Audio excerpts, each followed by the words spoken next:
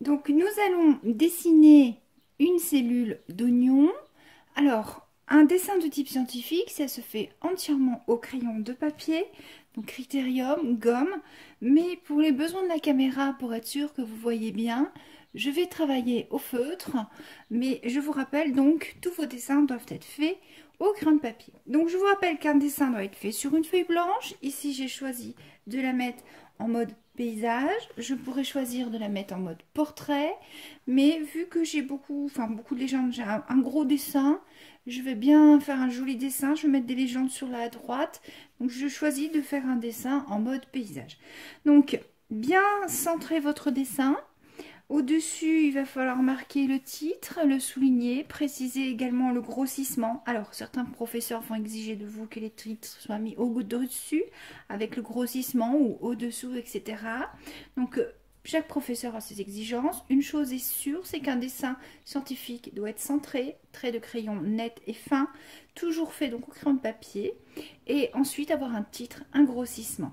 Donc ici, le titre, je vais faire un dessin d'observation. Donc, j'écris dessin d'observation, j'ai oublié le R, d'une cellule d'oignon. Donc j'ai bien dit ce que je fais, un dessin d'observation, de quel matériel une cellule d'oignon. Par contre, je vais observer à quoi? Au microscope. Donc, observer au microscope.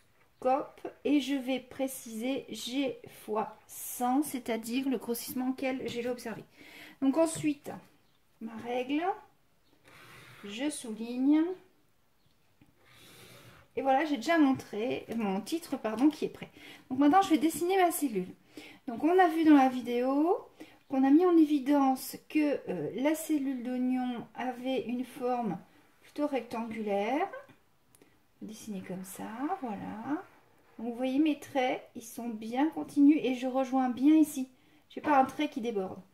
Donc cette cellule, elle est limitée par une paroi cellulosique qu'on voit continuer pour dessiner les cellules voisines. Donc je la dessine là.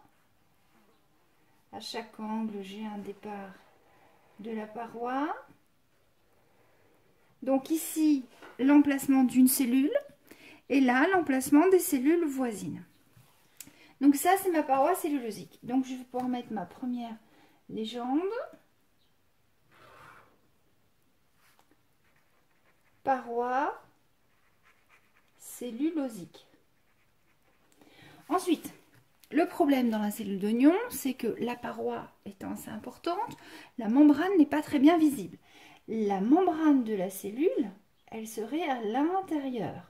Donc ce qu'on peut faire, on peut la décoller dans les angles pour permettre de dire qu'on a une membrane. Sinon, elle est plaquée contre la paroi, c'est ce qui fait qu'on ne la voit que très rarement et que pour la voir, on est obligé de faire ce qu'on appelle une plasmolyse, c'est-à-dire un décollement. Ah, vous voyez, là, j'ai été trop vite, j'ai débordé à l'intérieur. Alors, comme j'ai fait ça au feu, je vais être obligée de mettre du blanc. Et ça va pas être joli. Alors que vous, si vous étiez au crayon de papier, vous pourriez gommer. Donc ici, j'ai fait un décollement. Je vais pouvoir mettre ma légende. Alors là, là ou là. On va choisir l'endroit le plus visible. Donc toutes les légendes doivent être alignées. C'est-à-dire que mon trait ici va s'arrêter à peu près au même niveau que le trait de la paroi cellulosique. C'est là que vous vous dites, c'est quand même bien le crayon de papier. Donc ici,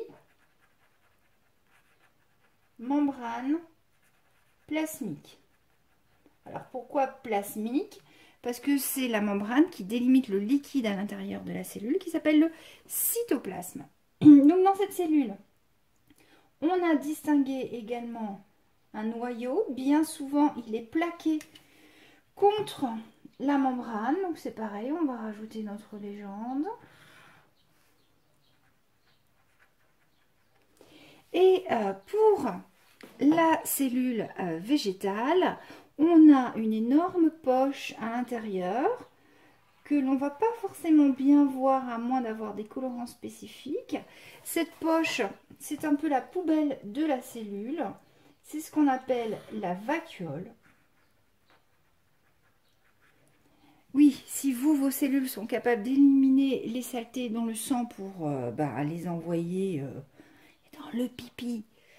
Vous éliminez les déchets de votre corps. Un arbre, toutes ces cellules sont coincées dans une grosse boîte de cellulose.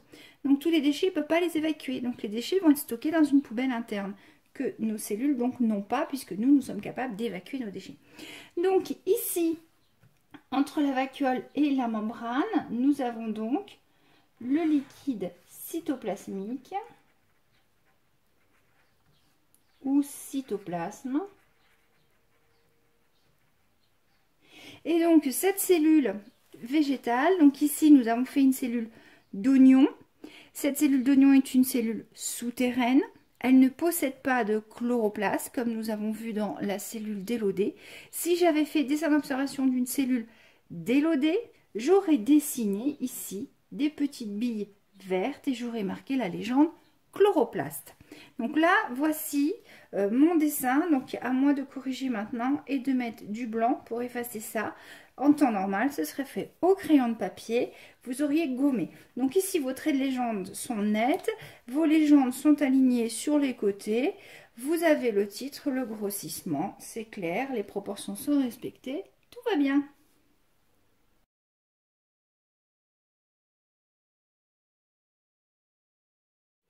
Dessinons une cellule d'épithélium buccal, c'est-à-dire la membrane qui est à l'intérieur de votre bouche, que vous avez certainement frotté avec un coton-tige. Vous avez frotté le coton-tige là comme dans les séries Les Experts, et puis vous avez frotté le coton-tige sur une lame, vous avez mis un peu de bleu de méthylène, vous avez observé au microscope. Donc on a la photo dans la vidéo. Maintenant faisons un dessin, donc dessin d'une cellule d'épithélium buccal, donc ça s'appelle comme ça. Observez au microscope G fois 100. Donc j'ai mon titre, je le souligne. Donc je vous rappelle que normalement tout est fait au crayon de papier. Je vais bien centrer mon dessin. Donc nos cellules d'épithélium, en fait, comme on les a frottées, elles ne sont plus collées les unes aux autres, elles ne forment plus un tissu. Et du coup, elles n'ont pas toutes la même forme. Ce sont un peu des sacs, en fait, qu'on a détachés. Et nos cellules d'épithélium buccal, elles sont très simples, comme les cellules animales. On a une membrane plasmique. Membrane plasmique qui délimite un cytoplasme ou liquide cytoplasmique, et le cytoplasme contient un noyau,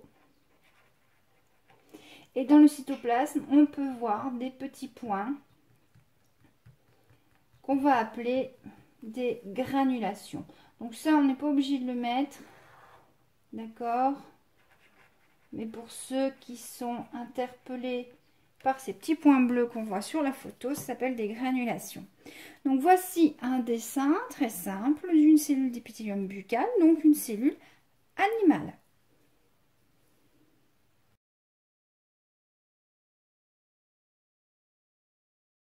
Donc nous avons fait un dessin d'une cellule animale, ici de l'épithélium buccal. Un dessin représente la réalité. On voit les formes plus ou moins exactes, les petits détails, etc. Si on vous demande de faire un croquis est un dessin rapide qui ne représente pas tous les détails sans pour autant être trop simplifié. Ce n'est pas un schéma. Donc on va faire le croquis et après on va faire le schéma. Donc un croquis, qu'est-ce que c'est? Je vais ici dessiner ma forme plus globale sans faire les points de détail, mon noyau, et je vais m'arrêter là. Là, j'ai un dessin, j'ai fait attention aux petites vaguelettes correspondant aux formes exactes de la membrane plasmique, j'ai dessiné mes granulations. Dans le croquis, je fais un dessin beaucoup plus simple finalement. Alors, j'ai fait exprès là, vous voyez, en dessinant vite, vous voyez mon petit trait qui rentre là? Ça va pas ça. Attendez, on va faire un zoom. Voyez, là j'étais trop vite. Je n'ai pas fait la jonction de mes deux traits. Ça, c'est une erreur classique en dessin et en croquis. À faire attention. Donc là, j'ai un croquis. Je vais remettre exactement mes mêmes légendes, à savoir la membrane, le cytoplasme et par contre le noyau. Je vais m'arrêter. Je n'ai pas les granulations. Je ne les ai pas dessinées. Cytoplasme et membrane plasmique. Voici un croquis.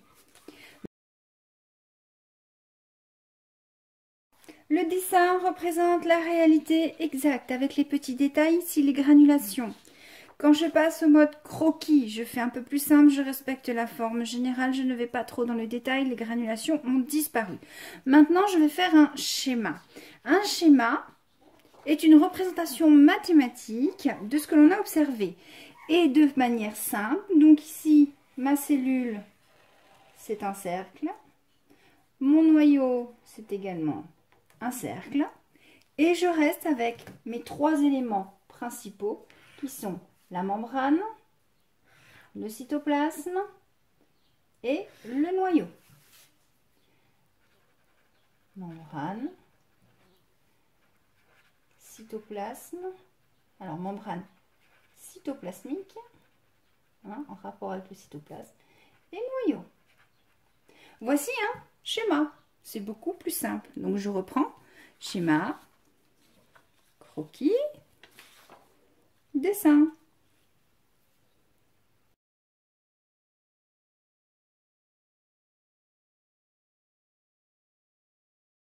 Alors on reprend